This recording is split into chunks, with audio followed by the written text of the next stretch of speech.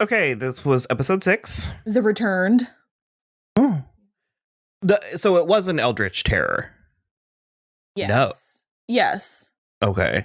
It's like what the terror was sort of the like game between Mambo Marie and Lazarus. Because it's like if he won, all the dead would stay amongst the living. Yeah. Normally we love a serialized plot, like a plot thread that goes through. But one of the reasons why this was so fun to me is because it just felt like an episode of Sabrina. Yeah, I mean, it did. Yeah. There was character development and stuff. I'm so devastated that we get the strongest character development of the Weird Sisters. And it's just to what end? Yeah, I mean, in the one all sense, 3 of them. In the one sense, Agatha is back, essentially, so she's not mad anymore, so she can be with Prudence. But I think the problem is that, like, we've got 2 episodes left, and she, I feel like, is going to be dealing with having murdered Dorcas for, like, both of those episodes, so we're not going to get anything further from her. I do feel weird how focused I am on Dorcas in this show, but it was just so nice having her back, and the performance was really good, and then Taddy and Adelaide. It's like Rudolph, Adeline Rudolph. Adeline. Their performances were so good, and it was, I don't know, I love, I mean, this is a trope, a pretty standard trope of, like, the popular girls, the mean girls, and, but they're just, it's a tried and true trope, and they were doing the arc so well, and I would have liked to have seen them as good guys, you know what I mean? All 3 of them as, like, good guy Weird Sisters, for sure, I agree. So it's better than nothing, and it's the kind of thing that had the show continued, I believe we would have seen Dorcas again. Yeah. Like, I believe they would have found a way to bring her back, but, it's better than nothing. At least there was an acknowledgement and a closure. A closure, I think, is the right. Because we just, like, basically at the end of season 3 saw her murdered. I had forgotten. I had forgotten that Agatha took an axe to her. Yeah. And it was like, because not even remember, she was in stone. And I was like, I thought it would have been funny if they just had, like, a Medusa stone Dorcas for, like, half the season. Yeah. Kind of like how Willow has the Amy rat. Yeah. So, I mean, a lot happened. Sabrina Spellman was really concerned for Sabrina Morningstar. And it was like, kind of touching to me, considering... Yeah.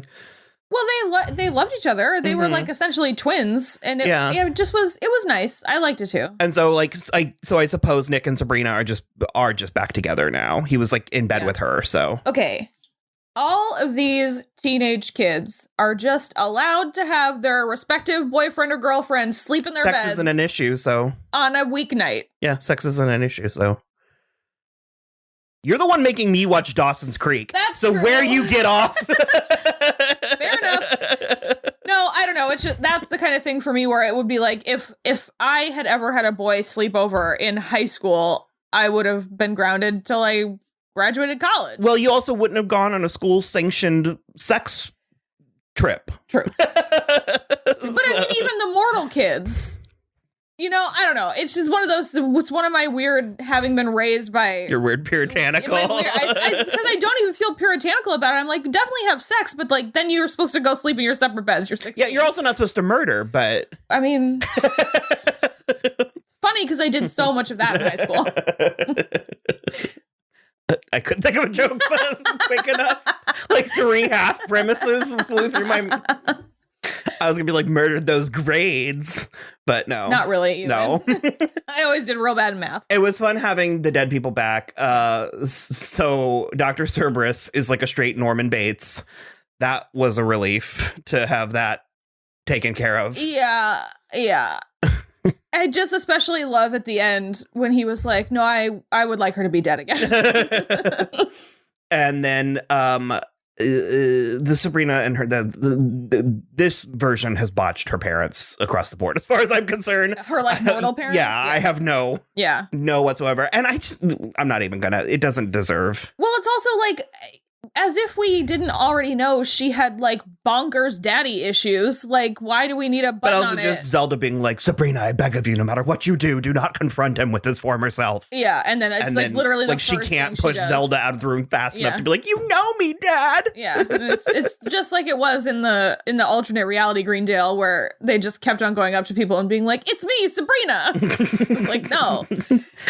There was also at the start of the episode, I was very sort of like not offended, but like I was very put off by the Battle of the Bands plot. I thought, really, we're doing this now, but then it ended up kind of earning itself throughout the episode. Satanic Panic was. I recognized Riker. He's the only other one I know. Okay. But I think him and the other boy are Ross Lynch's brothers. Okay. I don't think the girls are relation. They do have sisters, though. Yeah, there's 5 of them. So I thought it was maybe his family. But when only the boys came to that one scene, I think it was just them. But that was kind of fun. It was, Luke Cook has been the kind of secret MVP of this season. A little. I love this 1980s like record producer devil. It was very funny, and he was definitely giving it his all. That's another thing, though, with the Sabrina stuff, where it's like we already knew she had daddy issues, and I didn't need both of her fathers to reject her in one episode. I'm just like, oh my god, like that doesn't feel like where we're at. What had happened with Lucifer rejecting her? He just was like. He was like, I'm not your father either. Okay, yeah. It's just like, you like literally are, though. I don't know what you're trying to prove. Lilith, both the character and Michelle Gomez are hanging on for dear life. Yeah. They're trying their best. It's not bad, but it's on shaky ground, this plot. Yeah, a little. She acquired I forget what they call it, the Spear of Destiny. Yeah. Mm-hmm. It's the spear that cures Jesus. There you go. On the cross. She used it to kill Lazarus, and it worked. It was actually shocking, which led to an entirely different. That had no connection to the Mambo Marie plot, though. Or is it because she killed Lazarus that Marie had to? Well, it didn't seem like it because she said, "I've been Baron Samedi the whole time." Really a weird place to go. We didn't meet Baron Samedi on this show, not to my knowledge. Is he the one that was on American Gods? Oh, maybe. It was weird. I agree. I didn't really understand it, but because I don't think it did have any relation to, because she just was telling Zelda, now that I'm taking them back, I think I'll have to stay because the thing that was happening isn't happening anymore. And I'm like, but how long have you been Mambo Marie? Like, what's the point of all of And also, on top of all of this, as we established, this is also an Eldritch Terror. So it was like playing, this plot played like triple duty. It was a lot. Because the Mambo Marie thing was just really, really weird because she was, I enjoyed her. Yeah, I thought a lot of people had issue with the accent, but it's the kind of thing you just tackle head first. Yeah. You can't half-ass a Creole French accent. But I enjoyed her. Our biggest issue is knowing that the series is gonna come crashing to an end. Yeah, it's been hard for me to be like, I can't wait.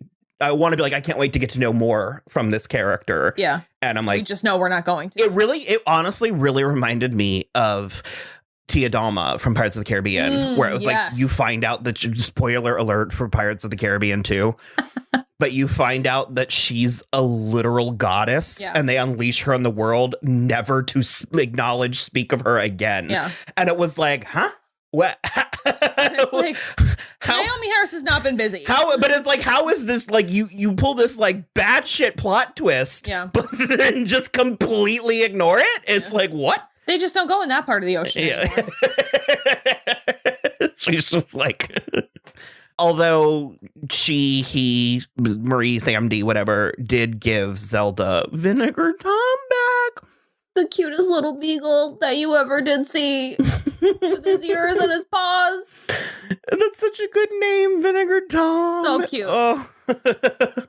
The whole Satanic Panic thing, they killed the prom queen, and I was really excited when Sabrina figured out to bring her back to get her revenge, which they did do. Yeah.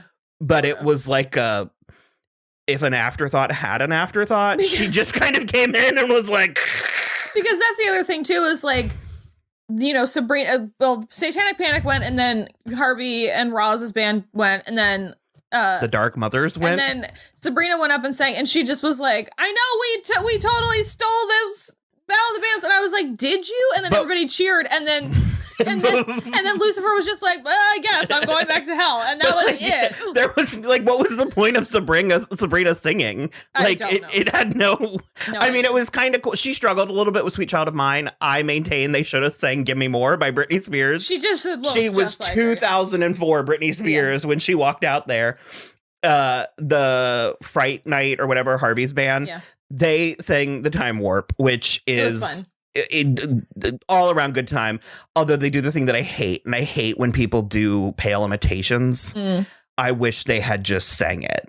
Like they were acting yeah. Like they were trying to be the characters, and I was like, just sing it. Just that's a personal pet peeve of mine. But it's like it's like, you're not Bernadette Peters. You're not going to be able to do what she did. The one that annoyed me the worst was Roz was like putting on a little accent in the singing, and I was like, don't do that. Well, and Robin, he was like, yeah, but the intonation and everything with his voice was okay. Sure, but again, just be sexy. Just sing it. That's true. Just sing it. That's my word of advice for all you Pitch Perfects out there. Baby Adam appears to be in the fetish that I have been waiting for that to pay off since season 1. I don't even remember it. Oh, they established it, and we kept waiting for something to come from it, and nothing did. I guess maybe it was season 2. She gave it to Alexa Davalos. Her fiance Dennis. Alexis Dennis. So there you go. Like, she gave it to him, remember? And I was like, this can't be good. And then nothing happened. Okay. So it appears that Baby Adam is which that's kind of what I thought she was going to do 2 episodes ago. It's shocking to me that it was like an afterthought, or that it was like Lilith didn't even think of that. Well, like to trap his spirit there and then just pretend. Like I was waiting for the spirit to be in the doll. God, that doll's so creepy. The doll is creepier than the thing. No, it is. I'm sorry. The doll is way creepier. Agree to disagree. That's really about it. That is mostly it, I think. Yeah. It was, we thought it was really, it wasn't plot light, but it was a light plot. Yeah. Well, there was light. Well, I mean, except for the Weird Sisters, there was light repercussions. Yeah. Nothing really happened.